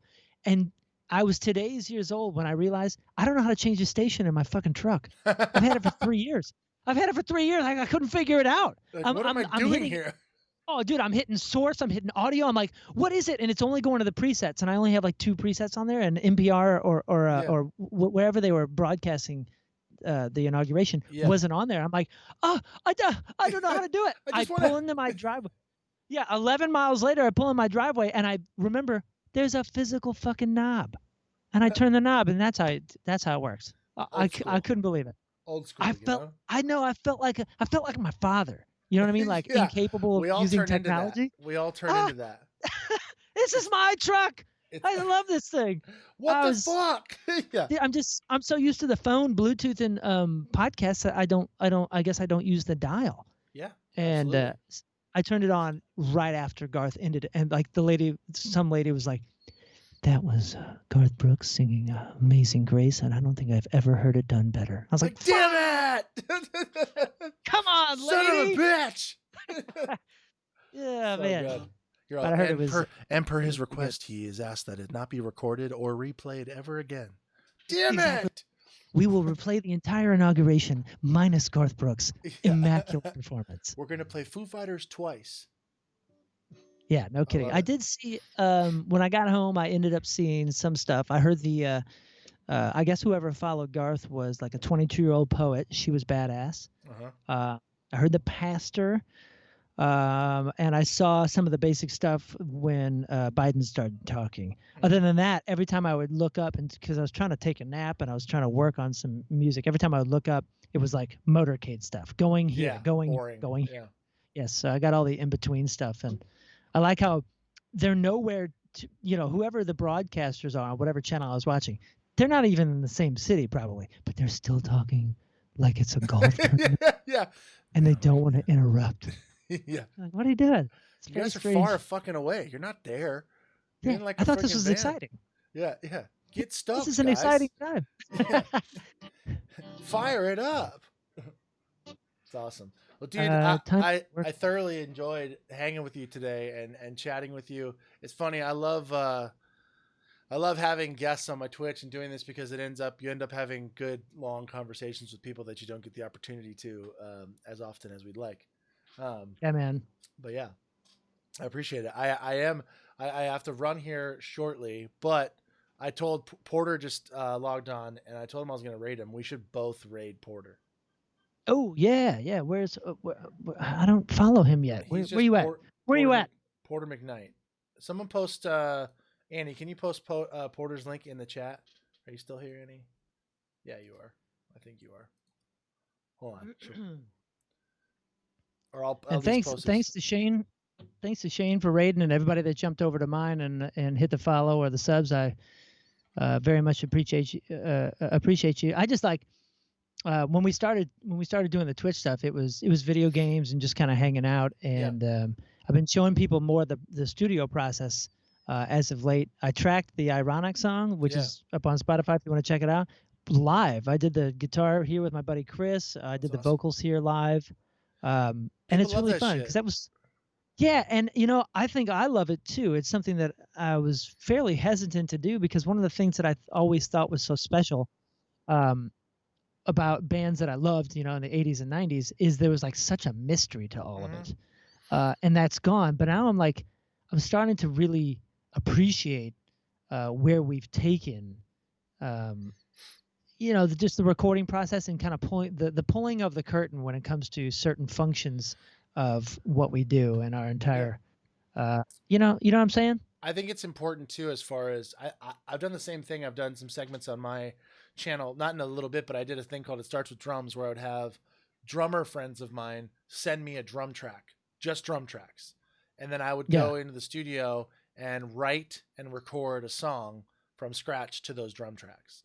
And That's I've released one of them. I have another one that I need to release, and then I'll probably do some more in the future, but this day and age, think it's cool and important to do something like this that is so vulnerable to make people understand that I'm not a fake artist. Like, here's me singing with no effects and no tuning. That's my whole Twitch. I run through a mic, no Pro Tools, no reverb, no nothing. It's like my acoustic guitar and my voice with one mic. It's like this is how I sound. This is how I play. This is nothing.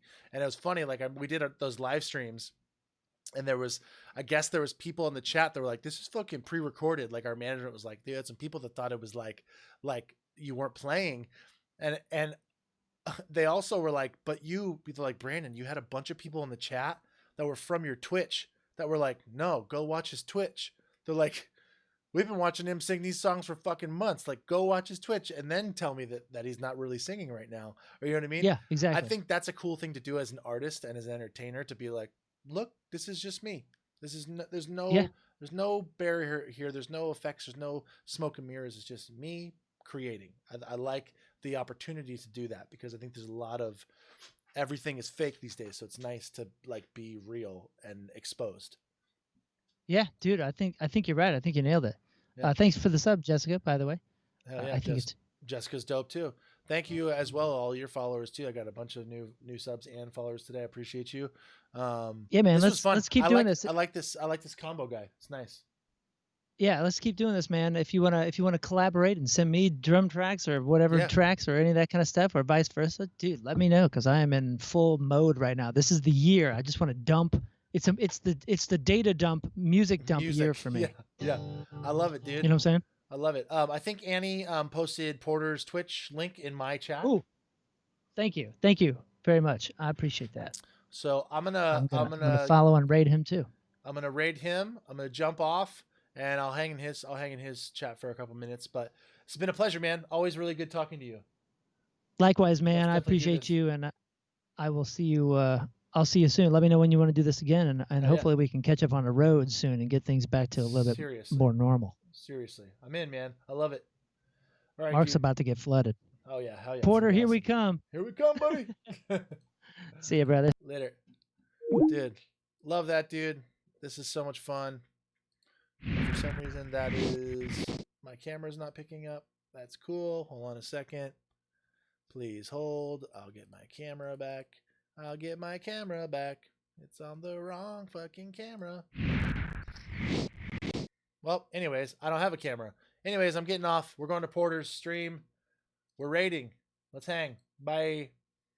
Thanks for hanging. I'll see you guys tomorrow.